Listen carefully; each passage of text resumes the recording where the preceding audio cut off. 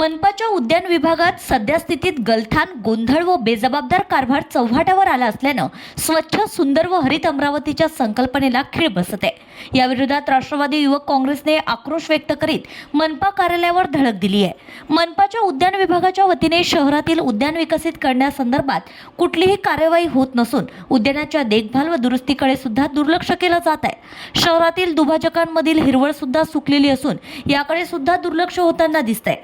सध्या अमरावती महानगरपालिकेच्या उद्यान विभागात 4 नवीन शक्तिमान वाहन दाखल झालेत। मात्र शहरात वृक्ष छटाई करण्याची कार्यवाही नियमित होत नसून ज्या वृक्षांची छटाई करण्यात आली ते त्यांच्या गंजे सुद्धा महिनाभर उचलल्या जात नसल्यानं वाहतुकीला देखील अडथळा निर्माण होतोय। मनपाच्या उद्यानातील खेळणी सुद्धा नादुरुस्त असून त्या ठिकाणी दुरावस्था निर्माण झाली आहे। उद्यानाच्या दुरावस्थेमुळे ज्येष्ठ नागरिक व महिलांना देखील त्या ठिकाणी जाणं गैरसोयीचं ठरतंय। तसेच या संदर्भात संबंधित उद्यान विभागातील अधिकाऱ्यांना विचारणा केली असता ते मनुष्यबळ नसल्याचं कारण पुढे करून वेळ मारून नेतात। तसेच कामांवर तरतूद मिळाली नसल्याचं कारण सांगून उडवाउडवीची उत्तरं देत आहेत। या सर्व बाबी लक्षात घेता मनपा उद्यान विभागातील संबंधितांचे नियंत्रण नसल्याने गलथान, भोंगळ व बेजबाबदार कामकाज कारणीभूत असल्यामुळे मनपाच्या स्वच्छ, सुंदर व हरित अमरावतीच्या संकल्पनेला खीळ बसती आहे। म्हणून संबंधित प्रकरणात उद्यान विभागाच्या कामकाजाची चौकशी करून या संदर्भातील सर्व माहिती जनतेसमोर आणण्यात यावी व मनपा उद्यान विभागातील संबंधित कर्मचाऱ्यांवर कारवाई व्हावी या मागणीचं निवेदन राष्ट्रवादी युवक काँग्रेसच्या वतीने मनपा आयुक्तांना देण्यात आले। महापालिकेत 4 नवीन शक्तिमान वाहन सुद्धा दाखल झालेत। मात्र याबाबत कामकाज होताना दिसत नाही। वृक्ष छाटणी करण्यात आल्यानंतर महिनाभर सुद्धा गंजा उचलल्या जात नाहीत। याबाबत काय उपाययोजना करण्यात आल्यात? मागील वर्षभरात शहरात उद्यान विकसित करण्यासंदर्भात कुठल्या तरतुदी करण्यात आल्यात? तसेच सार्वजनिक उद्यानातील विविध कामांवर कुठल्या तरतुदी करण्यात आल्यात?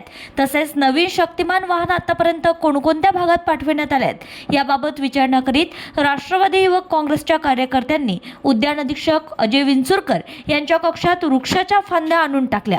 मनपा उद्यान विभागाच्या गलथान व भोंगळ कारभाराविरुद्ध राष्ट्रवादी युवक काँग्रेसचे कार्यकर्ते यावेळी संतप्त झाले होते। निवेदन देतेवेळी राष्ट्रवादी युवक काँग्रेसचे शहराध्यक्ष ऋतुराज राऊत यांच्यासह सुनील जावरे, संकेत बोके, मनीष पाटील, अतुल इंगळे, पियुष मोरे, प्रथमेश बोके, कर्नल सिंह राहल, सागर इंगळे, अजय बेहरे, जयेश सोनोने, सार्थक खोरगडे, प्रमोद धनाडे, प्रथमेश गवई, उज्ज्वल पांडे, बबलू वाडेकर, अभिजित लोयटे, मनीष फाटे, श्रवण भोरे, धीरज तायडे, पंकज शर्मा, अक्षय पळसकर, पंकज खंडाळकर, अमन गुधडे, तेजस पोटे, आदेश भोकरे व अन्य राष्ट्रवादी युवक काँग्रेसचे पदाधिकारी व सर्व सहकारी उपस्थित होते। या प्रकरणात मनपा उद्यान विभागाच्या गलथान कामकाजाची चौकशी करून संबंधितांवर कार्यवाही न केल्यास आगामी काळात तीव्र आंदोलन छेडण्याचा इशारा सुद्धा राष्ट्रवादी युवक काँग्रेसच्या वतीने देण्यात आलाय।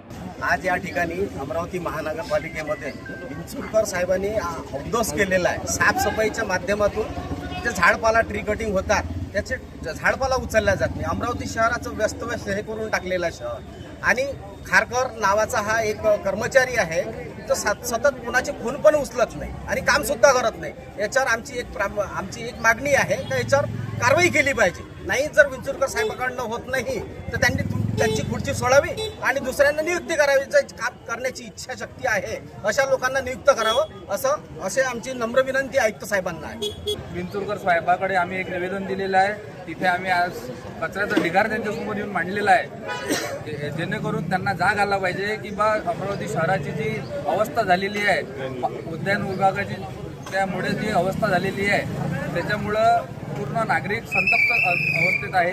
त्याच्यामुळं आमची ही मागणी आहे की खासदार साहेबांना लवकरात लवकर निलंबित करण्यात यावे कारण की ते कोणाचा फोन उचलत नाही।